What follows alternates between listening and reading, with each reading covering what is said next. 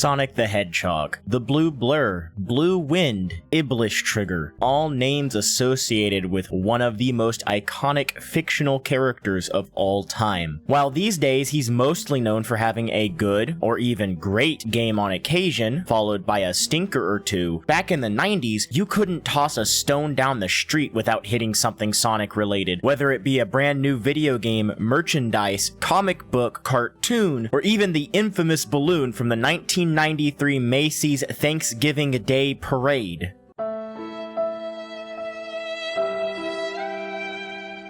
All that is to say, there was a time when fans were waiting with bated breath for the next major Sonic release, as opposed to today where the sentiment you hear is fairly mixed with a bunch of, is this going to be a good one or another stinker? But let's go back in time to the year of 1998, while I was happily in my diaper and learning to walk, and Google had just been formed and wasn't the giant trillion-dollar conglomerate it was today. Sega releases the Dreamcast, with a game starring their lovable blue hedgehog mascot, Sonic Adventure, following only a few weeks after. While the Dreamcast underperformed, leading to Sega eventually pulling out of the video game console market and subsequently admitting defeat to their former rivals Nintendo at the time, Sonic Adventure was a highly innovative and anticipated game, and it was released to critical and commercial success. Now, while in recent years the game has certainly come under some scrutiny, and while it may show its age in many places, with some people saying it was never good to begin with, the fact that it sold 2.5 million copies on the Dreamcast of all systems should be a testament to its influence at the time. And, of course, when you have a highly successful game with many fans waiting with bated breath, it only makes sense to begin development on a sequel, and 2 years later, the world would be graced with the ever-famous Sonic Adventure 2. Now, if you grew up playing Sonic, you typically started with one of two games that introduced you to the Blue Blur. Most fans either started going down the Sonic rabbit hole with Sonic 2 on the Sega Genesis, or you were like me, and your first introduction to the speedy rodent was in Sonic Adventure 2, or, in my case, the later re-release of Sonic Adventure 2 Battle on the Nintendo GameCube. At the time, this was a big deal. This was the first Sonic game on a Nintendo console ever, and was many Nintendo's fans'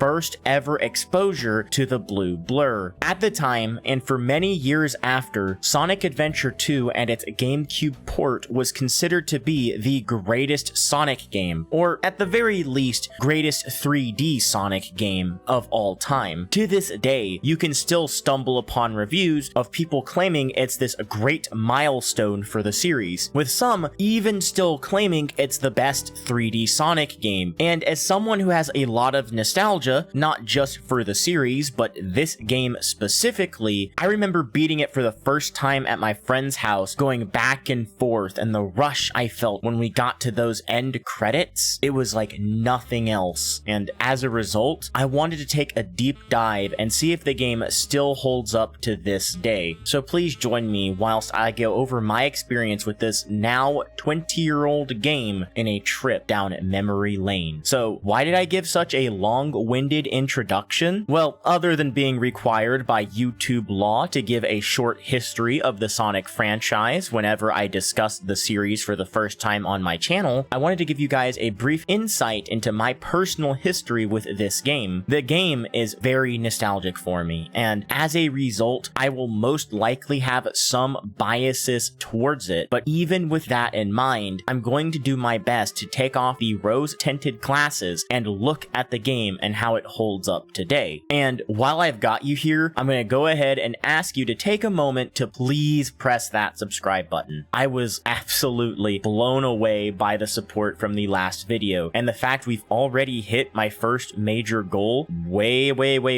quicker than than I could have ever hoped for is just astounding to me. So this time, I'm gonna up the ante a bit. Let's try to get 10,000. That's the new goal for the end of the year. And thank you for the time, but let's get back to the actual content. While the game was originally released for the Dreamcast and later ported to the GameCube with some extra content, these days you don't need to buy a console that is old enough to drink legally in the United States to play it. It has since been ported to the PlayStation 3 and Xbox 360 via their online marketplaces, as well as PC via Steam, which is the version I'll be using for this video. Now, to quickly talk about this port, it runs perfectly fine on my hardware. I've run into no issues with it, but it does have a few kinks to it. Namely, if my controller is not on when I boot the game, I have to reset the game with my controller on for it to recognize the input. There is also the issue with the fact that, for some reason, the content added in Battle is now $3 DLC. Sega literally cut up a 20-year-old game just to nickel and dime their player base as much as they could. It's honestly mind-baffling. I don't get it. Why did they get a 20-year-old game and cut it into pieces?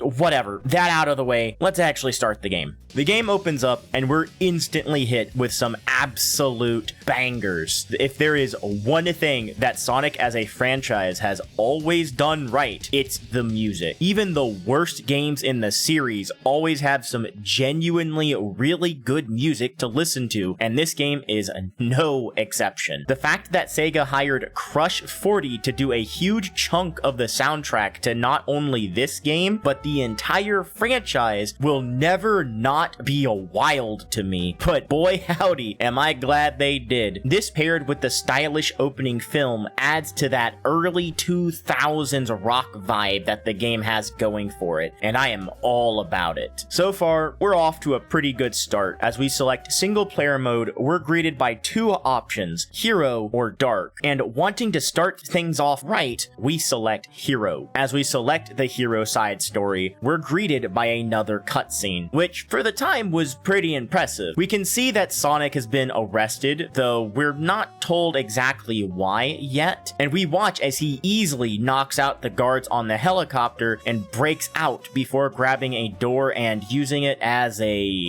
snowboard down a street with no snow or ice?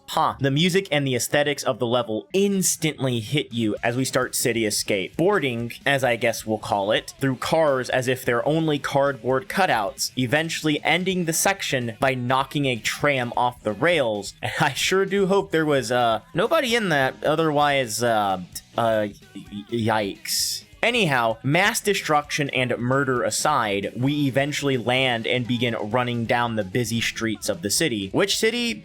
Stop asking questions. It's the city. Now, we need to keep running because it appears as if the government is still after us. Thankfully, now that they're all robots, we can murder them as we see fit. Traveling through, we're introduced to a mechanic brand new to this game, grinding on rails, inspired by the real-life sport of soaping. Remember soaping? No? Of course you don't. Nobody remembers soaping. It was stupid. They even removed the original soap ads they had in the game in the later releases, but hey, don't worry. If you're nostalgic for them, there is a mod on Steam to add it back to the game. As we get towards the end of the level, the military decides they're done messing around and that since we're a menace to society, they're going to take us in, either in handcuffs or in a body bag, and is willing to kill the entire city to achieve this goal. At this point, I have no idea what Sonic did, but it must have been pretty bad to warrant these kind of measures. Narrowly managing to avoid a massive truck, we slip under a bridge and finish out the level by touching the gold ring, the first of many in this game. Overall, City Escape is a fantastic opening and one of the most iconic levels in the franchise. Hell, there's a reason Again, it was included in Generations. The music is stellar, the set pieces are bombastic and memorable, and the level design, despite being fairly linear, is still pretty darn good. Overall, first impressions are looking pretty good. As the stage comes to a close, we're given a small in-game cutscene before being thrust into our first boss fight. I'm not going to spend a lot of time going over any boss fight, really.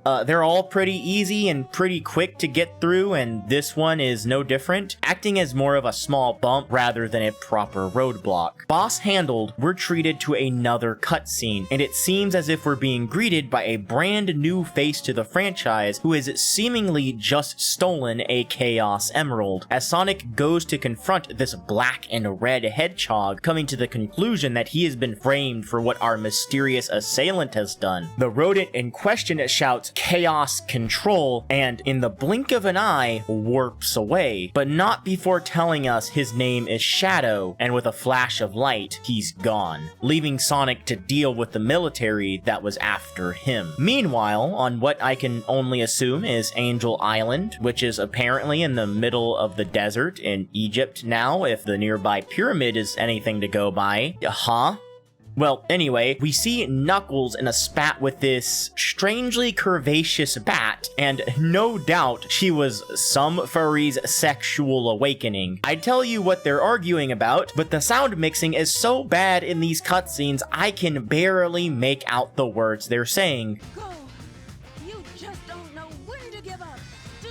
Look, it's kind of endearing that there was a time in gaming history where there was no quality assurance for cutscenes, but as much as I enjoy the music, I would like to hear what the characters are actually saying. Anyhow, reading the subtitles, I'm able to figure out that the two are arguing over the Master Emerald, basically a giant emerald that has the power to cancel out the regular Chaos Emeralds. The bat, named Rouge, is a treasure hunter and has decided that the massive gemstone belongs to her. But before Knuckles can convince her to fuck off, suddenly Eggman shows up and attempts to nab the Master Emerald for himself, and Knuckles, thinking quickly, instantly goes for the nuclear option, deciding that if he can't have the Master Emerald, then nobody can. You know, Knuckles, that's not what I would have gone for, but I guess it does prevent the emerald from being stolen, so props for efficiency. After Rouge gives Knuckles a thorough shakedown, freaking out about a priceless giant emerald being broken, Knuckles informs her, and by extension us, that he can repair the Master Emerald. All he needs is the Master Emerald pieces. With this in mind, we head off to our very first treasure hunt level, Wild Canyon. It's here where we're introduced to the main mechanics to these types of stages. As opposed to Sonic, whose only goal is to get to the end of the stage as quickly as possible, Knuckles instead is on a, well, treasure hunt. Throughout the level, there are 3 shards of the Master Emerald, or some other kind of treasure, and as we get closer, the radar we have at the bottom of the screen will beep louder and more frequently. There is, however, a major caveat to this. You see, we can only track down 1 shard at a time, so if we happen to be close to one, but it's not the one we're looking for, then the game just doesn't tell you. Now, I was going to hold off on comparisons to the original Sonic Adventure, as I feel it wouldn't add much to the conversation, but this is going to be an exception. In the original game, Knuckles had much of the same gameplay. Find broken shards of the Master Emerald as you scour about the level. But in that game, if you were close to any emerald, the game would let you know. This game, in an artificial way to extend game time, actively prevents you from finding shards early. It's just a baffling inclusion, especially considering the levels in this game are going to be much bigger than the Knuckles levels in the original game. But hey, that's spoilers. For now, let's focus on Wild Canyon. Overall, despite the baffling changes to a main mechanic, the first level isn't too bad. The radar is functional enough, the level is small enough to where you're not going to be stuck in it for too long, and in case you get lost on where to look, look, the game conveniently places these computer monitors around the stage to give you hints as to where you can find the Emerald Shard, which, honestly, I prefer over what the original game did. The original game's hints were fine. You just had a little ball that would lead you in which direction to go. It was certainly helpful, but I actually like the little hints that this game opts for instead. It makes me learn the level better, and I feel like a genuine hunter and or detective rather than just being spoon-fed where to go. So, all in all, the first Knuckles level is pretty good, and that music, man. Moving on, we find Tails flying towards a place called Prison Island, where Sonic is currently being held prisoner. On the way to bust his homie, Sonic, out of jail, Tails notices Eggman approaching Amy with what I can only assume is malicious intent, and Tails simply can't stand by and allow that to happen. So we hop down in our plane mech and start the very first mirror character battle of the game. And this fight is,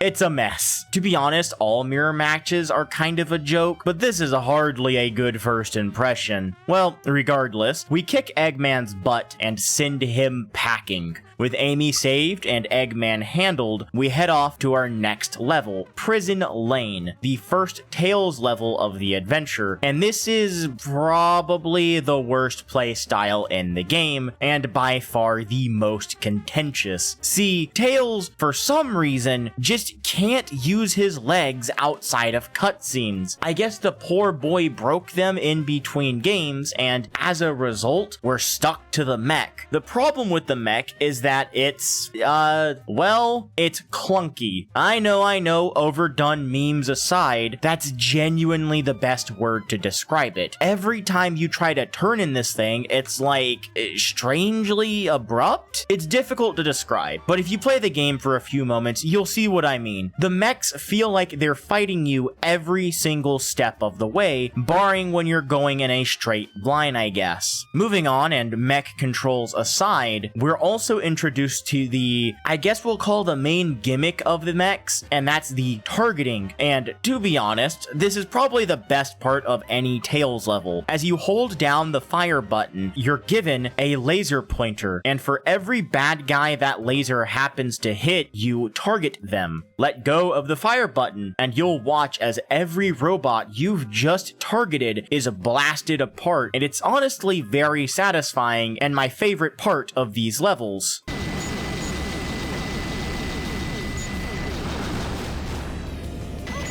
Ah, that's that good shit right there. But other than that, the level is fairly simple. Get to the end and blow stuff up. Sometimes a robot is blocking your path, and other times you can just move forward. It's as basic can be. Overall, the level is fine. I don't have issues with this level per se, just the fact that we're stuck with the mech, and other than the...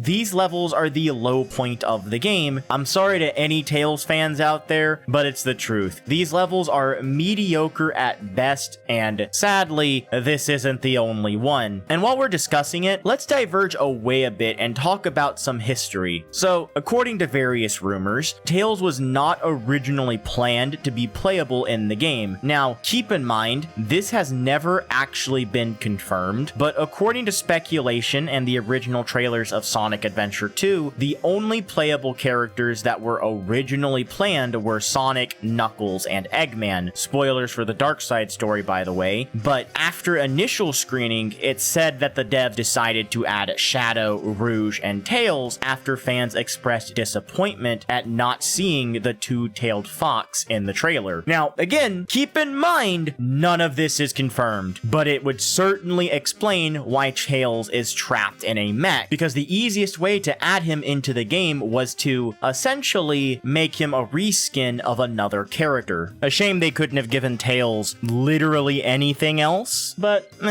what can you do? Am I right? Anyhow, one military base stormed by a yellow fox and pink hedgehog later, we managed to find Sonic locked in a cell where Amy gives him the ultimate ultimatum. Either Sonic marries her, or he stays in jail. Somehow, Sonic isn't convinced by this deal and convinces Amy to let him out anyway. Truly the fastest RZR alive. After that, we're off to Metal Harbor. To tell the truth, there's not much to say on this level. It's extremely linear, basically just a hallway. There's some enemy chains to go over pits, and most interesting of all, this is where the game introduces the concept of power-ups or upgrades or whatever you want to call them. In this level, we're given the light shoes. They're pretty simple. See a line of rings? Press the action button, in my case X, and we'll go in the path of the rings quickly or extremely swiftly at such a stupendous speed. Some might even go so far as to call it,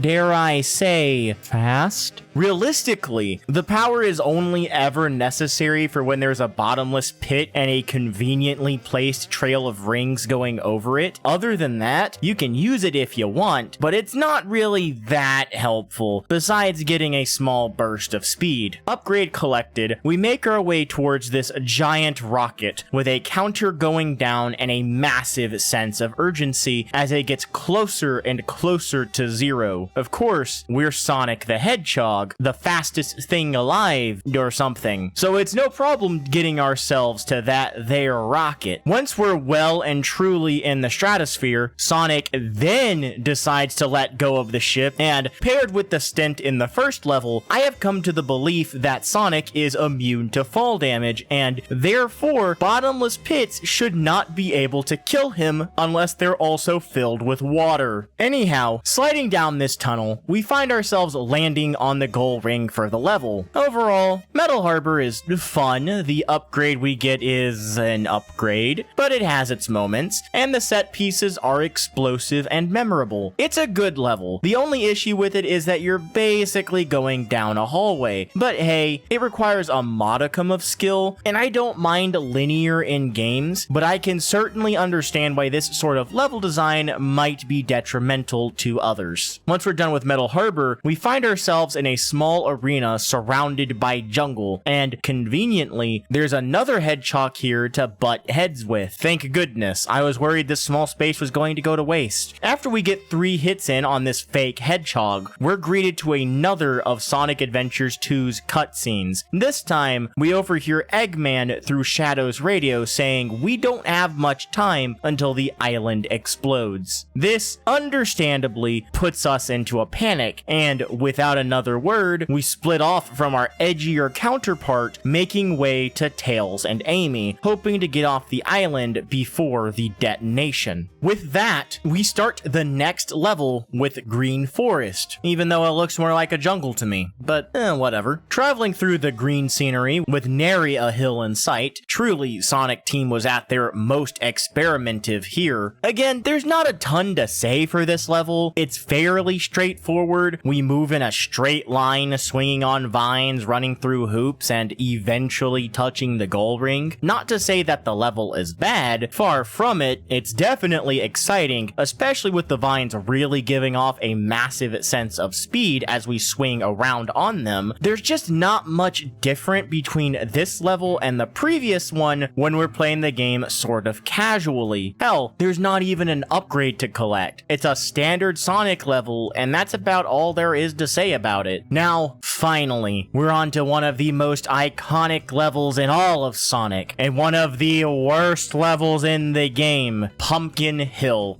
Please? For just a moment, lower your pitchforks and torches. Yes, the theme is a bussin'. It is absolutely iconic. Yes, I love the Halloweeny vibes. The problem I have with this level is its girth and the length of this absolute unit. This level is thick with 3 C's, and boy, let me tell you, it is painful. This is where the problem with the Knuckles levels really starts to rear their heads. The first level wasn't bad because it was small enough that you didn't end up running around aimlessly for long. Pumpkin Hill is so tall with so many spires that there's a very real chance that you'll be stuck here for a while trying to find all the pieces. And the worst part, this isn't even close to the worst Knuckles has to offer. But that's spoilers. If it wasn't for the jammin' soundtrack and the excellent theming of the level, it'd honestly be forgettable at best. After Pumpkin Hill is thoroughly searched through and our digging upgrade procured, we're greeted to one of the most well-known cutscenes in the Sonic franchise, where Eggman has an announcement to make. It appears Eggman has gained access to a massive laser cannon and gives everyone on Earth an ultimatum. Either give control over the entire planet to the Mad Doctor, or he'll use his new weapon on the Earth, and as a warning shot, he fires a single blast at the moon, carving a massive chunk out of it. He gives everyone 24 hours to give an answer, otherwise the laser is being aimed at Earth. Things may be dire, but Tails and the gang let us know we still have a chance to fix this. See, that much power, it requires the Chaos Emeralds, and according to our Fox friend, Chaos Emeralds attract each other, and using that, we can find out where Eggman is before he has a chance to bring his threats to fruition. However, it appears the police are here to capture Sonic, still somehow believing he's the same as Shadow, the hedgehog actually doing all of the bad things. So the group splits, with Sonic saying he'll distract the police while Tails tries to find a way to get out of here, leaving Amy behind to fend for herself. And with that, we start the next Tails level, Mission Street. Obviously, the best way out of here is to walk with our giant ass clunky robot legs, which also double as a plane, but Tails just forgot about that feature, so we're hot-footing it, I guess. As we start up Mission Street, we start running down several roads and highways, blasting robots and innocent people's cars. Unfortunately, the roads in this nameless city were not built up to code and constantly fall under our feet. But luckily, we find these booster boots that allow us to float over bottomless pits. Once we got our upgrade, this just becomes a standard Tails level, but now with the added obstacle of occasionally having to hover over a pit. It honestly doesn't add a ton to this level in particular, but hey, much like an onion or an ogre, it just adds layers. Level complete, we immediately go to the next Knuckles level. I promise I looked it up because I thought I had skipped a cutscene here by accident, but no, it is literally finish the level and immediately start the next. Alright, sure. Well, anyway, now that we're playing as Knuckles in Aquatic Mines, we actually get an improvement over Pumpkin Hill. Namely, the level this time is much smaller in scope. The praise I have for this level is, however, short-lived, as I now have to reveal that this is Sonic's take on the Water Temple from Ocarina of Time, with the lowering and raising of the water levels. Oh no. But it's not as bad as that. It's really not too difficult to figure out where to go, and to Aquatic Mines' credit, it does have a major perk. Namely, it's the first level in the game to have an optional upgrade, and I highly recommend you get it by raising the water level to the max and swimming down this chute here. The timing is a bit tight, but the reward is well worth it. If you make it, you can grab yourself a necklace that allows us to breathe underwater indefinitely. Now, while it is nice to have on this level, it'll be much more important later on and will save us a lot of headaches. Our oxygen tank and Master Emerald pieces collected, we catch back up with Tails and Amy having a conversation where Tails reveals that he's unable to find the other Chaos Emeralds and believes that they're now in space, which, considering we just saw a massive laser cannon fire from space, yeah, I'd say that's a pretty good guess. Oh, hi Knuckles. Anyhow, Tails says that while he can't use the Chaos Emeralds to track down Eggman for the time being, he can track down Eggman via a call he's having with the president. With that, we're off to hunt down the president's limo on the road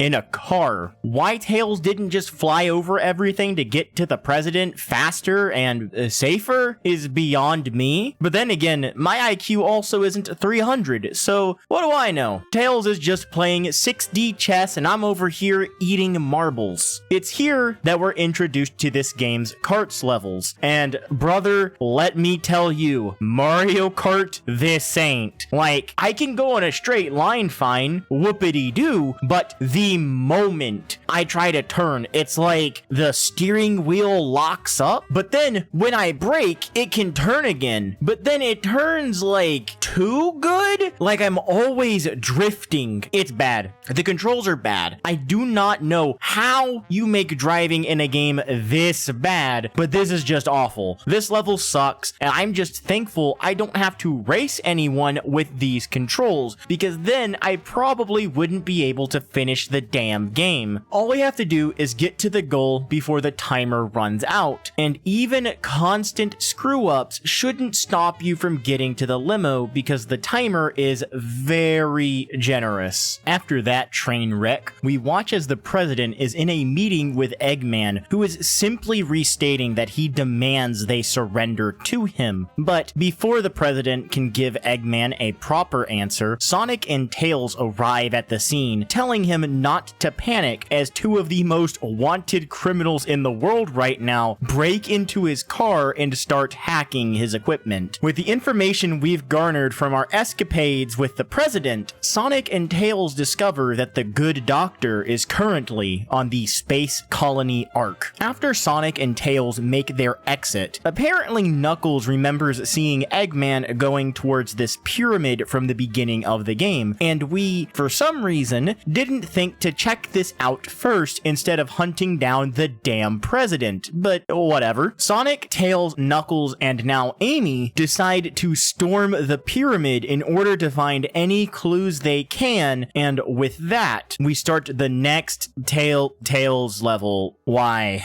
With Hidden Base. The level is your standard affair. There's no power-ups to collect. We just hover over sand pits, shoot robots, blast open some doors, and cling onto these things, which, let's take a moment to appreciate. The machine Tails is piloting is easily a couple of tons at least, and Tails is lifting that with his legs like it's nothing. My boy is absolutely jacked. I have no idea why he even bothers shooting anything when he could just as easily punch the bad guys and send them flying across the room. With Tails' level out of the way, we start Pyramid Cave as the lovable blue rodent himself. No cutscenes or anything in between. Running down these various hallways, we see several hoops which you can try to jump through in order to get a higher score, and the level's main gimmick, these hourglasses that lead to doors opening for a limited time. It's honestly kind of fun, and one that I find doesn't clash with basic Sonic level design. As we travel through the level, we eventually happen upon the latest Sonic power-up, this bracelet that allows Sonic to transform into those super balls that you would buy from a machine for 50 cents back in the day, play with for about an hour, then get bored with and then forget about it, just to later find another machine and start the process all over a few weeks later until eventually you had an entire pile of them under the couch. And you remember what I'm talking? You remember those things, right? Those little super balls? Where was I? Oh, right.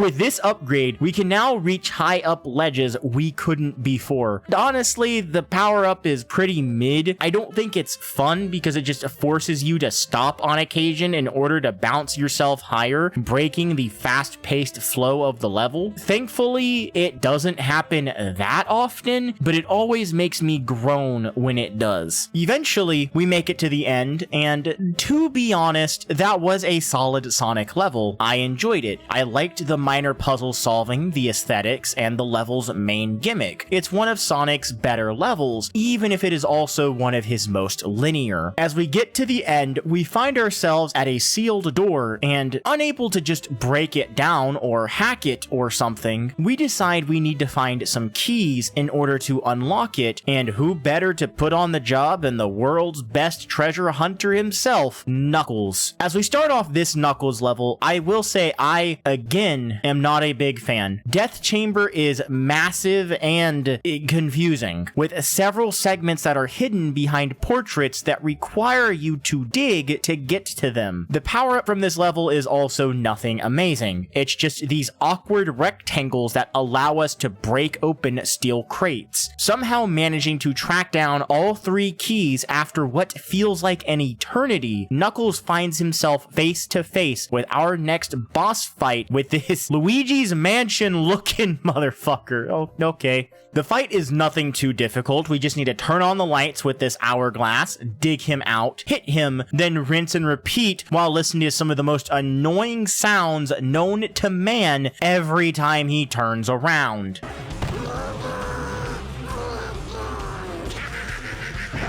Boss fight handled, suddenly Eggman shows up from somewhere, and we're instantly hit with another boss fight, this time against the Egg Golem, a massive statue. To be honest, I actually really like this boss fight. I'm a big fan of bosses that require us to use our platforming skills and a minor amount of puzzle solving. Granted, it's nothing difficult or challenging in the slightest, but the idea for the boss is there. Overall, a solid fight, especially compared to the last one, which was just kind of annoying. Golem defeated, we make our way to the rocket ship, which is thankfully on course to the Space Colony Ark, but as we're making our way, we bump into an asteroid, and instead of dying horrifically in an explosion, it only knocks the hatch doors open, spraying all the Master Emerald pieces Knuckles has been collecting the entire game out into the depths of space. Deciding to take matters into his own hands, Knuckles grabs the steering wheel, and chaos breaks out among the ship. We cut away to inside the Ark, where we see Tails, Sonic, and Amy discussing their next plan of action. Tails has somehow created a fake Chaos Emerald that is so convincing almost nobody can tell it apart from the real one, with the only major difference being that this one isn't as powerful. With this emerald, if we can get it into the cannon's power source, we can cause it to malfunction and blow up, putting a stop to the Doctor's plan to take over the world. Plan ready, we head off, taking control of Tails once again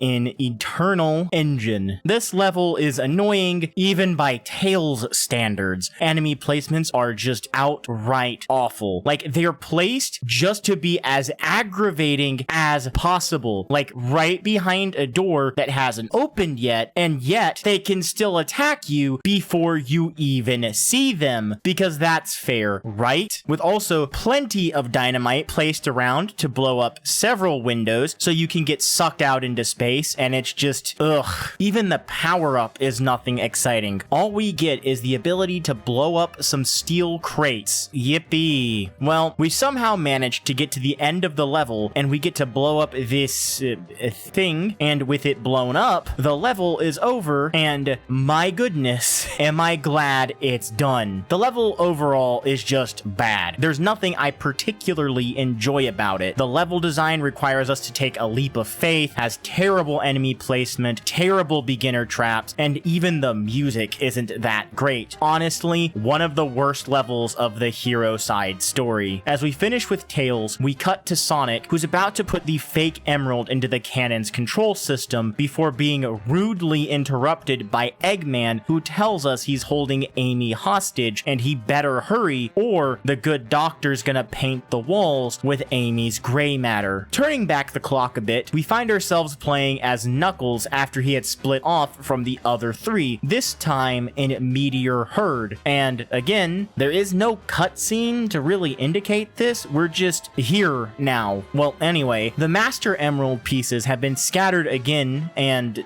well, it's our job to go find them. So we find ourselves outside in the vacuum of space and not suffocating to death. As we explore around, we discover that, my god, this level blows. Honestly, what can I say about it? There's no interesting gimmick, there's no interesting upgrade to play around with, and the level is just way too big. It's a slog, and honestly, I don't care enough about my rank at the end of the level to not just spam hints in order to get it over with faster. Once we finish collecting all of the Master Emerald pieces, we find ourselves face to face with Rouge, demanding we hand over the pieces we've gathered. Of course, Knuckles ain't no simp, so we decide we're going to throw hands to keep what's ours. Managing to get a few hits in, we watch as Rouge loses her footing and starts to fall into what I assume is lava. It looks like it's all over for the poor girl when suddenly...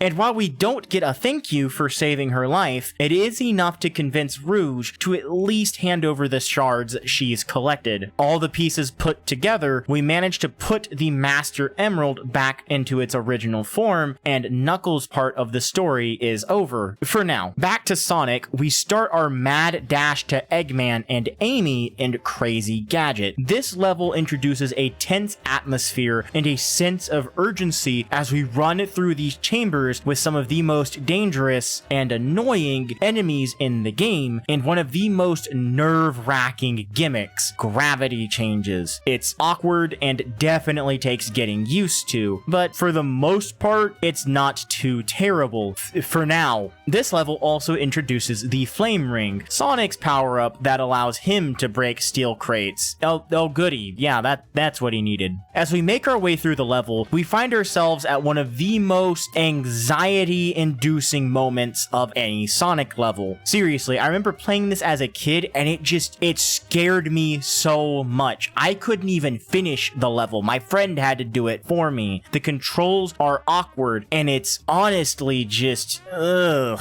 Out in space, we have to constantly swap gravity on these floating Tetris blocks and open the path to the goal ring. And I somehow managed to do this while holding on to my lunch. This is nothing I needed in the game. Please never do this again. I was not a fan. As we get to the other side of the arc, we see Eggman and Tails waiting for us with the doctor holding a gun to Amy's head, which is quite the sight. Not gonna lie. Eggman tells us nobody needs to be hurt if we get to the center of the room and place the Chaos Emerald down. As we move there, playing along, Eggman springs his trap and everyone helplessly watches as Sonic is launched off into space and boom. Tails, grieving for his friend, decides it is now his duty to finish the job, but first, we're going to need to take out Eggman for good. Just kidding, for now. Taking over as Tails, we fight Eggman in one last battle, circling around the room, desperately trying to get a hit in. Eventually, we manage to take him down, and Tails takes one last moment to mourn the loss of his best friend. Cutting back to Knuckles, we watch as Sonic suddenly appears out of nowhere in a flash of light. Sonic explains that in a last-ditch effort, he remembers the move Shadow used when they first met, Chaos Control. Even though the fake Emerald Sonic had wasn't as powerful as the real one, considering the circumstances he found himself in, it was at the very least worth a shot. that, and through some miracle, Sonic managed to save himself at the last moment before the explosion went off. Of course, we don't have much time to spare, so Sonic begins heading off towards the cannon, hoping to make it in time to put the fake emerald into the control system and prevent a major catastrophe. We start the final level of the hero story with Final Rush. Also, appropriately, the most difficult Sonic level. Constant grinds, bottomless pits abound, and boy howdy is there speed. It's also here where I managed to find the Mystic Melody, a unique power-up that is optional and every character in the game has access to. Though, for this playthrough, I only bothered getting it on Sonic and Shadow, since the others require me to return to levels after I've gotten upgrades later on, and I didn't bother. The power basically just opens up other paths for us to take, and it's honestly nothing that exciting, but it's a cool enough concept, I guess. Making our way to the end, gotta say for the last level, I'm glad it ended on a good note. It's not the best Sonic level, but it's enjoyable enough. The grinding is fun, the sense of speed is honestly anxiety-inducing at points, and I enjoyed the challenge it added to these stages without it feeling unfair. Before we can make our way into the cannon, we find ourselves face to face with Shadow, who's attempting to stop us from reaching the cannon in time, as that would ruin his plans. And man, what a mess. Shadow's fight here honestly feels like it just comes down to luck. Even though you can fall and die, Shadow is immune to that, as he'll just use Chaos Control and be in front of you once again. It ends up just turning into a slog, but through dumb luck or skill or just whatever, we managed to get our few hits in. With only a few seconds to spare, Sonic runs at full speed towards the Eclipse Cannon, and right before it fires, we watch as it explodes into tiny little fragments. Zooming in, Sonic gives us that iconic smile and thumbs up, having saved the day once again from the evil Dr. Eggman. Of course, before that, we watch as Eggman picks up the last Chaos Emerald that's just on the ground for some reason. Did Tails drop it? Like, why was it here? Well, it doesn't matter, because as of right now, with the Eclipse Cannon exploding, we cut to the credits. Of course, the game isn't over yet. We still have another story to go through. So for now, I'll save my final thoughts and we'll go straight into the Dark Side story. Now, don't worry, I will not go into nearly as much detail for the story this time, mostly only going over what's different from the hero side, so please bear with me for just a bit longer. As we start the Dark Side story, it opens up with Eggman blasting the doors open in a top secret military base, apparently after a weapon that his grandfather was said to be working on before the government shut the project down. Through explosions and other such things, we begin the first level in Iron Gate. Not going to go over details here. Eggman plays practically the same as Tails. The controls are just as clunky, and Eggman's first level is about as interesting as Tails' first level. It even has a very similar theme to it. The only significant difference is that the Dark Side story is meant to be more difficult than the hero side, though you probably won't get that impression from just this level alone. But considering it's the first level, that's not necessarily a bad thing. But I'd struggle to say that the story is off to a great start, especially compared to City Escape, though I do find this entrance just as flashy, so at least it's got that going for it. As we get to the heart of the secret base, we find our secret project and watch as this massive coffer raises up and opens, revealing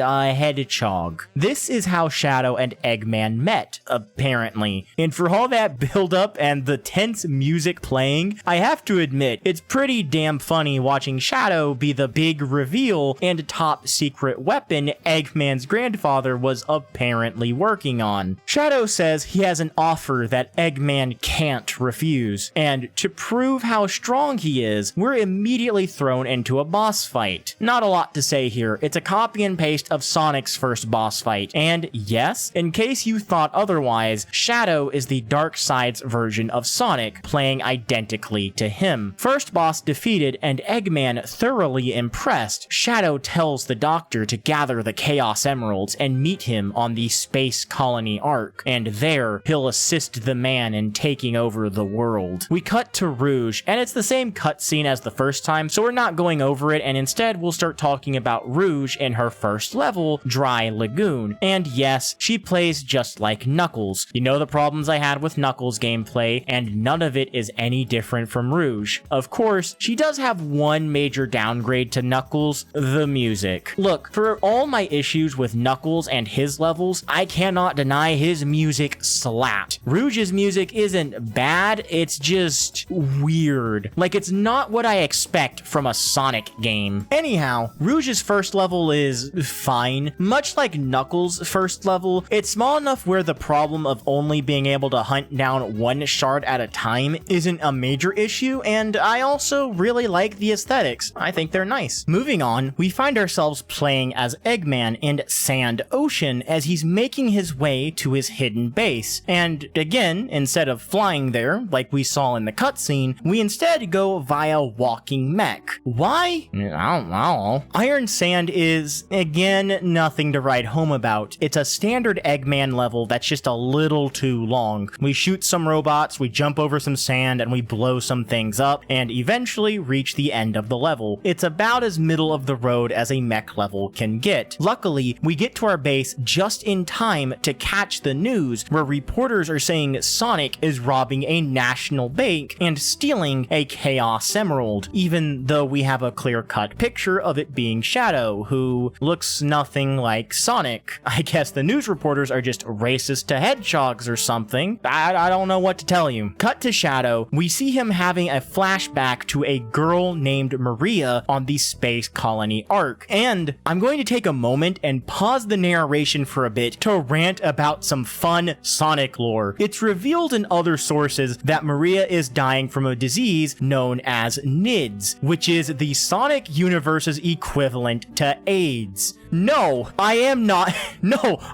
making this up. This is coming straight from the wiki. How does a 12-year-old child have AIDS? I have no idea. But wait, her story gets even better. This 12-year-old child in a Sonic game is killed by, get this, getting shot in the back. This is real. This actually happened. While we don't see that in this game, we do get to see it in Shadow the Hedgehog. Sega, what? Why did we shoot this child in the back? Who wrote this? Dude, Sonic lore is wild. They really gave a child AIDS and then put a bullet in her. Tangent aside, for how funny it is, we get back to Shadow, who has now sworn vengeance on the human race, as that's what he believes Maria wants. And with that, we start Shadow's first proper level, Radical Highway. Look, I love the nighttime city aesthetics of Radical Highway, and Shadow is fine enough to control because he's, again, just a Sonic clone, but there's really not a ton to say about this level. We jump over pits, run down some slopes, do some loops, you know, your standard Sonic affair, just dark and edgy. It's a fun level, but it's not going to blow your mind. Anyways, cutscene, Shadow meets up with Sonic, blasts past him, moving on. We've been here before. We find ourselves playing as Rouge in her second level, Egg Quarters, which is the same thing as the Knuckles level, Death Chamber, with one major difference. There's this annoying giant beetle flying around that we can't kill. So if the room starts to flash red, we have to hide, or this. Otherwise, it's the same affair. We find the 3 keys to move on, and the level is too big, the gimmick is annoying, yada yada yada. You know the drill. It's not great. Not a big fan of the treasure hunting levels, if that's not clear. Moving on, we see Rouge is gathering intel on Eggman and finds a transporter to the space colony Ark in his base, which raises the question on why he had a rocket ship if he could just teleport there, but I guess we'll just call that Plan B. We also don't know who Rouge is working for yet, but it's apparently her mission to find out what Eggman's plans are. Meanwhile, on the space colony Ark, we play as Eggman once again, this time through Lost Colony. The level is another standard mech level. We blow things up, move, jump, etc. The major gimmick here is, however, it's dark, and in order to have light, we need to kill the robots, but the flashes of light only last for about 2 to 3 seconds. It's a dumb gimmick, and it hardly adds anything to the level. Once we're done, we find ourselves meeting Shadow in the central control room, where he informs us that the space colony was developing weapons of mass destruction, and in order to reactivate them, we're going to need the Chaos Emeralds, which is why Shadow told us to collect them. Of course, it turns out Rouge was spying on us during our conversation, and she decides to strike a deal with Shadow and the Mad Doctor. Rouge helps them find the rest of the Chaos Emeralds, and they, in turn, let her in on their little plan. Back on Prison Island, it's revealed that the Chaos Emeralds are here, at least according to Rouge's intel. Eggman's game plan for getting the rest of the emeralds is as follows. He goes in and blows shit up to distract the military. Meanwhile, Rouge sneaks in and grabs the Chaos Emeralds, and finally, Shadow plants the bombs that Eggman has prepared to blow up the island. Why blow up the island? I don't know, I have no idea. Maybe it's just a flex, or maybe he's compensating for... We start off with Eggman's next level, Weapon Sped. The level is your standard affair, but I enjoy the aesthetic, since it's basically just Metal Harbor, but from Eggman's perspective. Other than that, yeah, it's an Eggman stage alright. Look, I'm sorry guys, but that's really all I have to say. It's not as bad as the previous level, because the gimmick isn't as dumb, namely because it doesn't really have one, but I'd hardly call it memorable. Base blown up, Shadow is suddenly ambushed from behind by Amy, believing him to be Sonic. Again, how? At least with the camera crew, you could sort of argue it was because it was the dead of night and maybe the lights were pulling tricks on them, but here, in broad daylight, for Sonic's #1 simp, Amy sure was quick to confuse Shadow for Sonic. Just as Eggman is about to take out Amy, suddenly Tails drops from the sky, and it's time for a character match. Again, it's exactly the same as the match from Tails' story, just from Eggman's perspective. Moving on, we find ourselves playing as Rouge in Security Hall. We have 5 minutes to find the Chaos Emeralds, and to tell you the truth, other than the stupid time limit, I actually really enjoy this level. It's small enough that it's fun to explore, and I like that the emeralds can be gotten from safes, and the way to get in is via digging, even though none of my emeralds happen to be in safes this go around, but oh well, sometimes it do be like that. Emeralds gathered, we're approached by another boss fight, which is the same as the Sonic and Shadow bosses, but this time this guy doesn't land. Conveniently though, there are these walls to climb on that let us glide and hit the guy in midair. Unfortunately, this has costed Rouge a ton of time, and now she can no longer escape the island that's about to blow. Shadow hears this over the radio, and we have to move quickly, so we start White Jungle. It's the same level as Green Forest from Sonic's story, basically. It's a fun level, swinging on vines, running through loops, but there's nothing insanely special about it. It's the standard affair at this point, and I just want to move on. We find ourselves with the fake hedgehog once again, and after showing him what's what, we have less than a minute to spare, and so Shadow runs towards Rouge, and using a quick chaos control, he manages to escape the island in the nick of time, after which we're greeted with another flashback of Shadow with Maria, where Shadow expresses curiosity with wanting to go to Earth and find his true purpose in life. Back in the present, Rouge confronts Shadow just for him to say the only reason he bothered saving her was because he wanted the Chaos Emeralds, with Rouge believing there was more to it than just that. Suddenly, Eggman comes in and exclaims that it's time to begin their demonstration. I'm pissing on the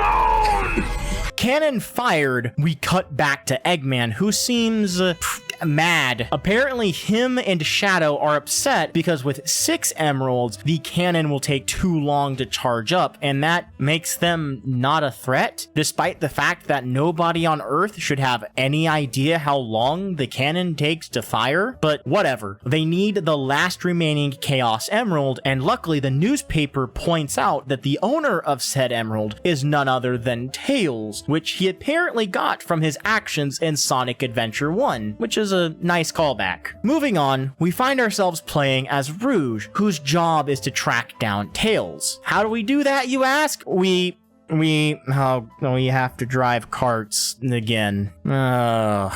Tails tracked down, we move on to Shadow, who begins chasing down a plane on foot in Skyrail. The level's main gimmick is a combination of rails as well as these bouncy things, and honestly, it's fun. The rails can be challenging, and the flying springs, I guess I'll call them, are definitely a fun trick to figure out. Overall, again, it's nothing too special. It's your typical Shadow level affair, but I think it is actually one of the harder levels as these rails can be easy to fall off, and as a result, it ends up being pretty fun. Shadow is, of course, unable to catch a flying machine on foot despite being the ultimate life form, but luckily, he is able to figure out they're heading straight towards his secret base. Hi, Egg Golem. Oh, Eggman is fighting it this time. Yeah, the fight isn't nearly as good.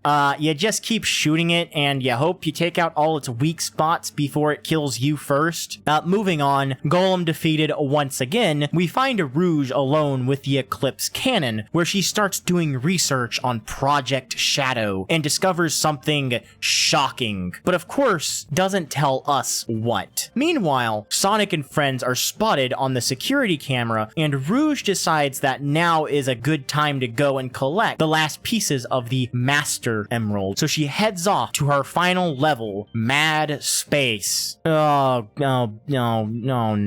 I have nothing good to say about this level. It's massive, like way too big. The hints are also reversed for some godforsaken reason, and the controls, oh my god, the controls on some of these planets are just, this ain't Mario Galaxy, friends. Oh boy. Oh yeah, now we're gaming. The level is just bad. There is no saving it. There is nothing good about it, and I never want to play it again. Please God, take me to the next level. We fight with Knuckles, win, and the same cutscene happens with Rouge almost dying again. Fight done, we find Eggman and Shadow having a discussion which basically amounts to Eggman saying, "It's time to finish this," and moving on to his last level, Cosmic Wall, and shockingly, I actually really like this level. Yeah, I know, it surprised me too. This level introduces the best mech gimmick, low gravity. It honestly helps the mech not feel nearly as clunky, and using the hover boots to float up slowly honestly makes the level design more interesting as it's much more vertical than the rest of the game. I also enjoy the set piece where Eggman is strapped down, flying through space, and you just get to blast everything on the way. Good level. I'm really happy Eggman got to end on a high note. Well done. Once we reach our destination, we once again run into Amy, and this time, with Tails unable to intervene, we have a repeat of the cutscene where Sonic attempts to hand Eggman the fake emerald. Once Sonic explodes, we fight Tails once again, and it's just as annoying as it was the last time. Tails defeated, we join Rouge, who is currently attempting to steal the Chaos Emeralds out from under Shadow and Eggman's collective noses, but not before Shadow comes to tell her he knows she's the famous government spy, which makes her the worst spy if people know what she is. Well, before Shadow can actually do anything, Rouge shows us some foreshadowing. But before Shadow can give off some sort of clever retort or stop her in any way, he hears news of Sonic making his way to stop the Eclipse Cannon and heads off, leaving Rouge alone with the emeralds, who then does nothing with them, despite being a government spy whose job is to stop Eggman, and she was just talking about taking all of the Chaos Emeralds for herself. Okay. Well, moving on, we start the final Dark Side level, Shadow's Final Chase, and boy howdy, is it a doozy. Constantly grinding in space gives me anxiety, but I also recognize that's more of a me problem. But the level is very comparable to Sonic's final level, just a bit more challenging. We even get the Mystic Melody here too, which is fun. The main gimmick here though are these cylinders that have their own gravitational pull, which can be awkward, especially as you're going up. Other than that, there's not a ton to say. It's a fun level and a good one to go out on. After we catch up with the Blue Blur himself, the two hedgehogs butt heads one last time. Sonic defeated, the ending cutscene is actually different as we watch Eggman plant the final Chaos Emerald into the control station. The result? Well, after you finish both story modes, we unlock a last story mode. Selecting it, we pick up where we left off with Eggman, except he's not looking too happy now. See, it turns out that by placing the final Chaos Emerald into the control panel, we didn't set up the cannon to fire again, but instead, we put the space colony on a crash course with the planet. It seems Gerald Robotnik, Eggman's grandfather, did this out of retaliation for the government killing his granddaughter, which, considering they literally shot her in the back, I can understand why the man is a little upset. Of course, we can't allow this to happen, so both the good guys and the bad guys team up in order to bring the colony to a stop, with the exception of Shadow. The plan is simple. We get to the core with the Chaos Emeralds and use the Master Emerald, which has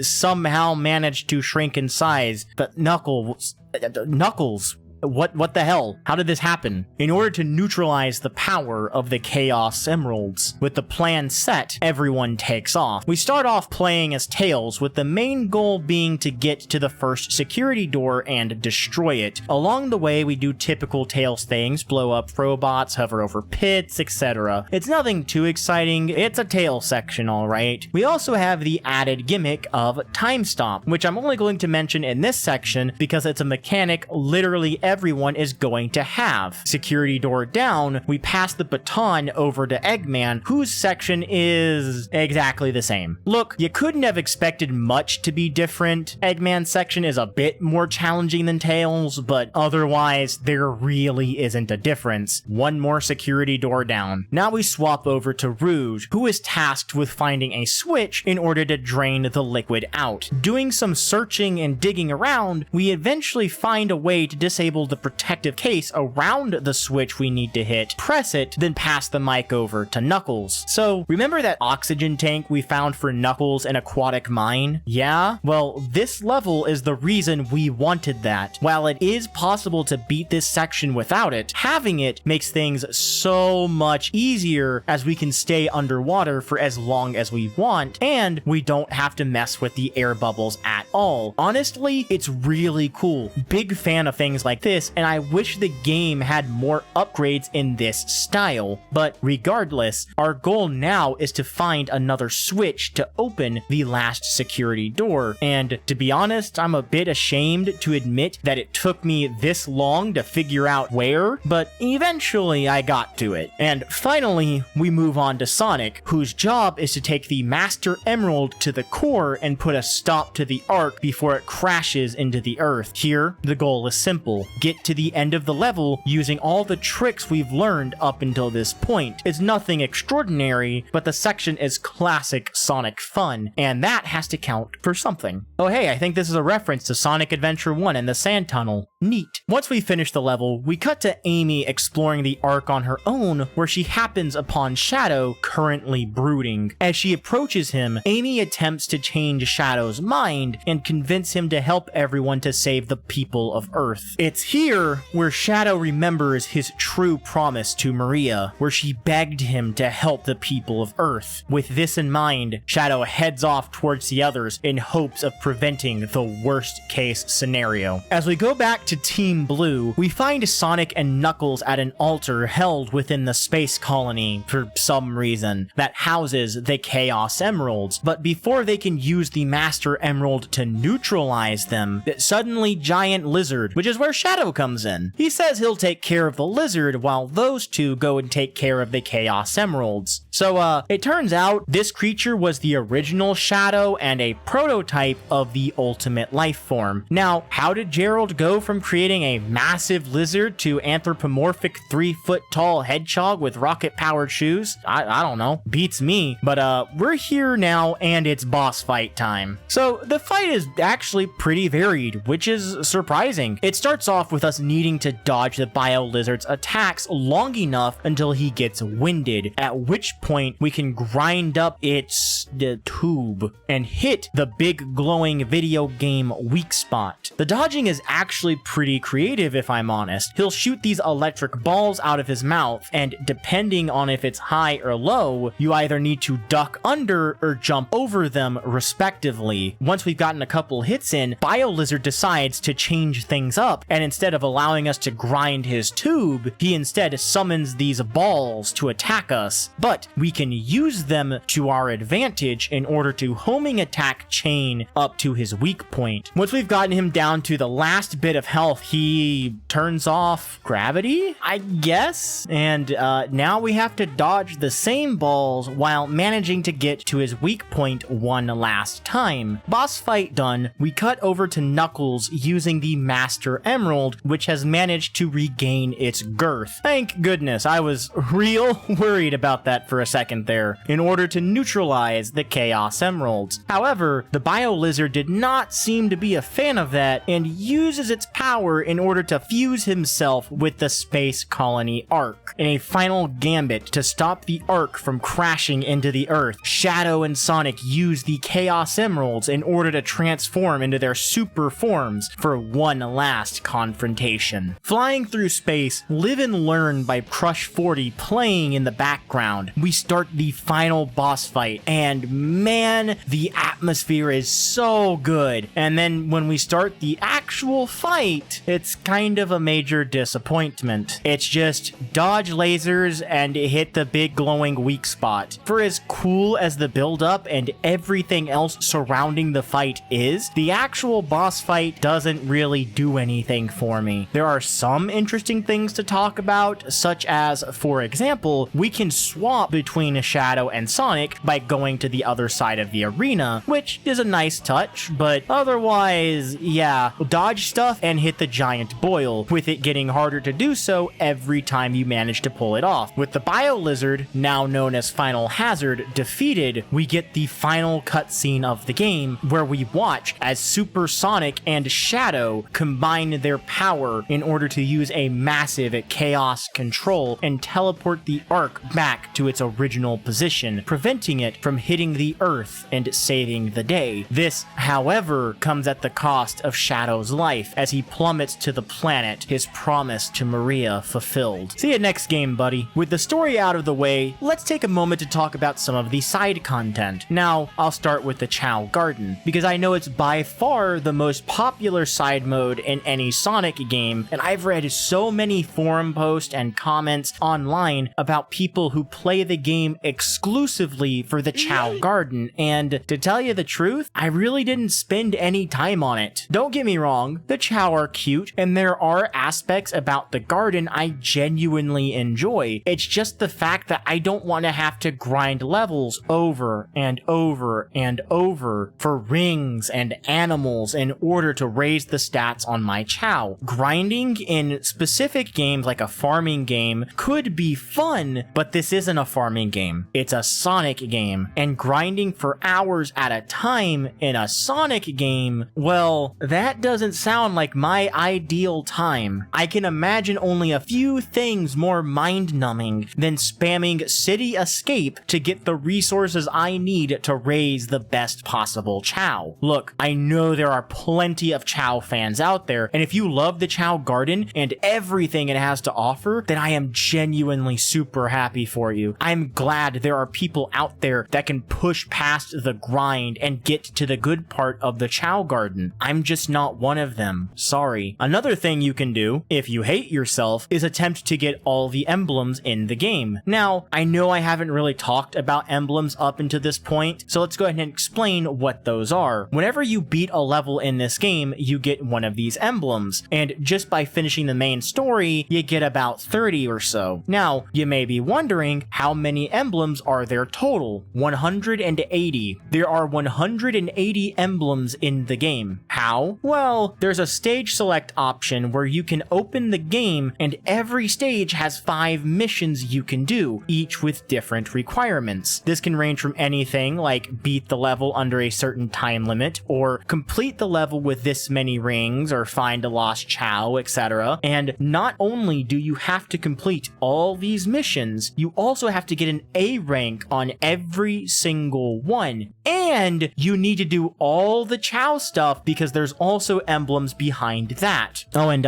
fun fact, Chao Karate is locked behind the Battle DLC on Steam, which means that in order to be able to get all 180 emblems in the game, you have to buy it. Sega, this is just greedy. What the fuck? What's the reward for all this, you may ask? Well, in the original Dreamcast version of the game, the more emblems you got, the more multiplayer content you unlocked. But in the later Battle re-release of the game, this was changed to just having all the multiplayer content unlocked from the start. Now, the only thing it unlocks after getting all 180 is a recreation of Green Hill Zone. Keep in mind, this was before Sega went and spammed this level to hell and back. So back in the day, this was actually really cool, and the level looks fun. I'll be fucked if I'm ever unlocking it though. Are you kidding me? That's way too much work. No thanks. But hey, if you hate yourself enough to grind out the game for days and or weeks on end, then by all means, it's a really cool reward to look forward to. And finally, the last thing we'll talk about for this video before I give my closing thoughts is the multiplayer. For this, I invited my good buddy Charlie to come and join me for some Sonic Adventure 2 battle action, and man, was it a pain in the ass to set up. If anyone is interested in getting it to work with both players using a controller, I can make a separate tutorial video on how we managed to do this later, but I think this video is long enough, so just know that it was not easy, it was a pain, and it took some it took some clever workarounds. Oh, what a pain in the ass! Pod! Oh my god. Okay. But once we did get it figured out, honestly, we had a pretty good time. There was jank and hijinks aplenty, but we had some laughs, and that's... Don't fall off! No! Go for the ramp! Go for the ramp! I'm trying. Oh, wait! Wait! Oh! I'm on your ramp now. Oh god. Oh, what? The camera? Wait. Okay, I'm alive. Okay, hold on. I can save this!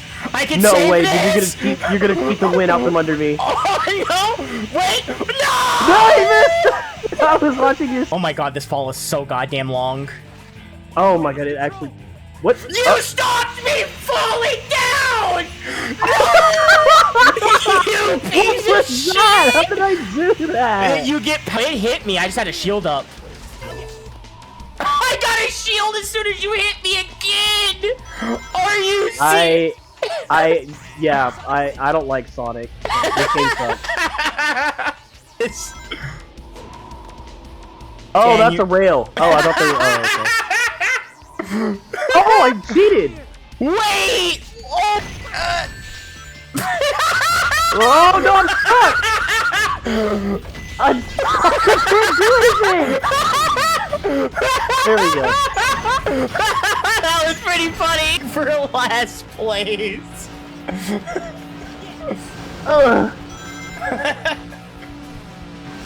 I can't wait for this part in the video.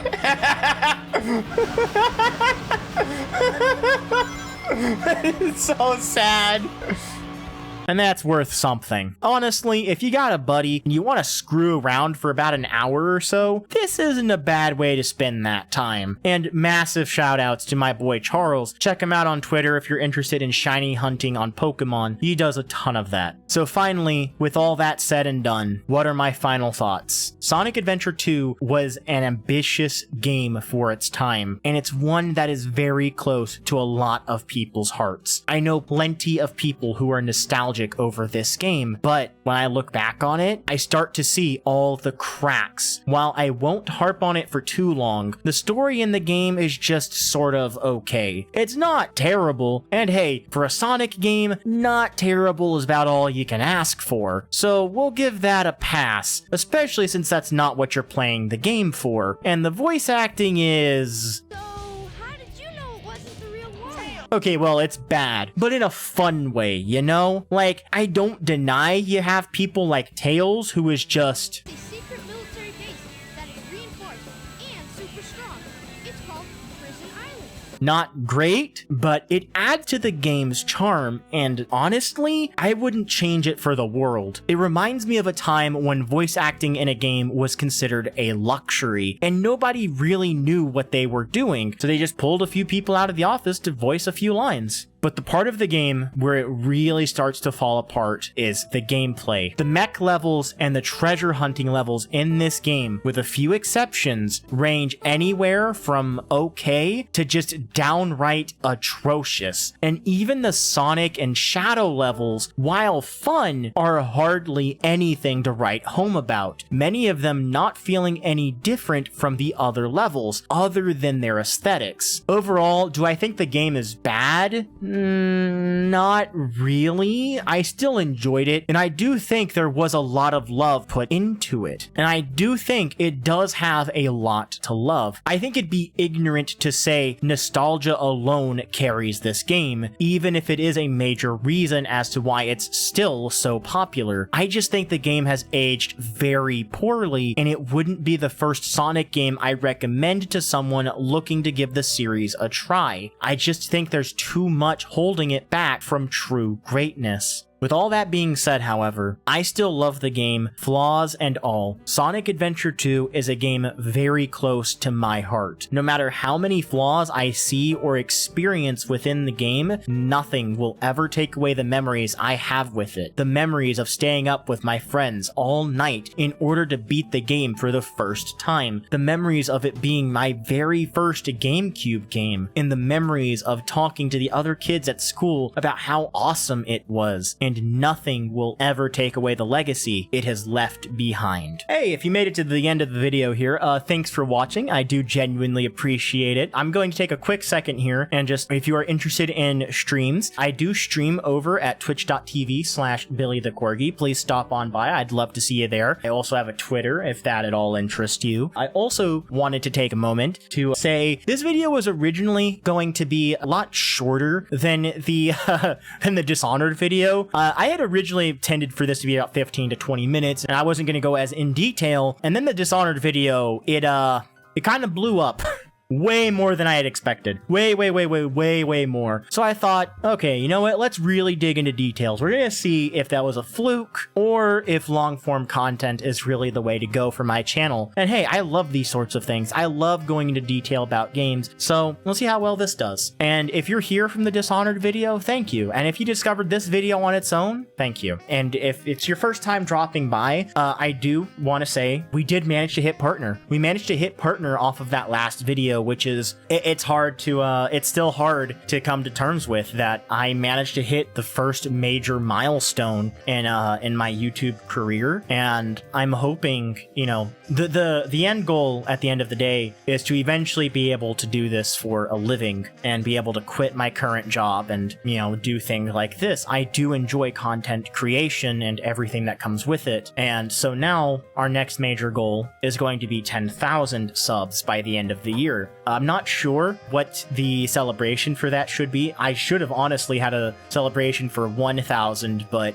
in my defense, at the time when I'd uploaded Dishonored, I only had 300 subscribers. I did not expect to shoot above 1,500 in a couple of weeks. That is well beyond what I thought was possible. With all that being said, I know this was a bit of a ramble. I wanted to take a chance, and I wanted to just say thank you to everyone, to all the support. I do have YouTube memberships enabled. I did everything I could to make them as cheap as possible. I have ideas for what the next video topic is going to be about, but if you want to try and kind of influence on what you would like to see, I will be putting up a poll for that when this video goes live, whenever that is. Hopefully in a couple of days after recording this, depending on how quickly I can edit this. What else? Also, I've got a Discord. If that at all interests you, you can come join. I'm trying to get it a bit more active. I know it's not the most active right now, but I'm trying to get back into it. There was a long period of time where I was very inactive in all social media, but we're moving on past that. Again, for the last time, thank you, and 10,000 subs by the end of the year. I don't know if I can do it, but if you'd be willing to help me out, I'd really appreciate it if you just took that 1 second to click the subscribe button. And with that, have a good night.